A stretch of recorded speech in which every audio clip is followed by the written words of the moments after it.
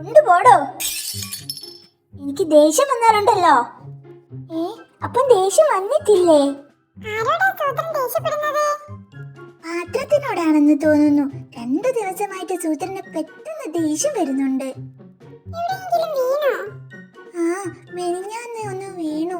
തലയിടിച്ചാ വീണത്.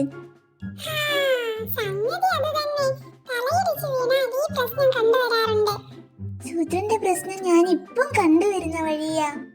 ഇതിനൊക്കെ മരുന്നിനേക്കാൾ നല്ലത് ഉപദേശമാ. ഉപദേശിച്ച് മുൻകോപം മാറ്റാൻ പറ്റിയ ഒരാളുണ്ട്. ആരാ? ഞാൻ തന്നെ. ശരിയാ അപ്പൂപ്പ, തൊട്ടതിനെല്ലാം എനിക്കിപ്പോ ദേഷ്യം വരുന്നുണ്ട്. ആരും തൊട്ടില്ലെങ്കിലും സൂത്രന് ദേഷ്യം വരും. എല്ലാം ഞാൻ ഉപദേശിച്ച് മാറ്റിത്തരാം. 7 ദിവസമാണ് ഉപദേശം.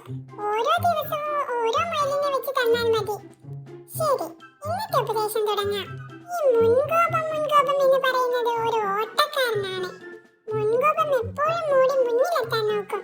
അപ്പോൾ നമ്മൾ ഓടി അവനെ പിന്നിലാക്കണം. എത്ര ദൂരം ഓടേണ്ടി വരും? ശരിക്കും ഓടണ്ട.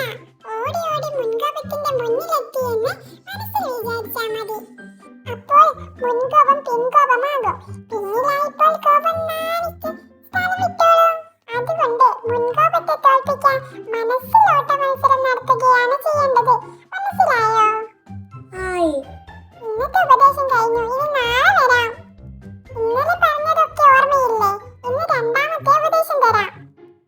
വേണ്ട അപ്പൂപ്പ, ഇന്നലത്തെ ഉപദേശം കൊണ്ട് ദേഷ്യമെല്ലാം മാറി. ഇപ്പൊ സൂത്രന്റെ പിന്നിലാ കോപം. ശരിയാ, ഇപ്പൊ എനിക്ക് മുൻകോപമേ വരുന്നില്ല. നടന്നു വന്നതല്ലേ. വെള്ളം കുടിച്ചോളൂ അപ്പൂപ്പ. കൊണ്ടുപോടാ അവന്റെ ഒരു വെള്ളം. 7 ദിവസം മുയലിനെ തിന്നാമെന്ന് വിചാരിച്ചതാ.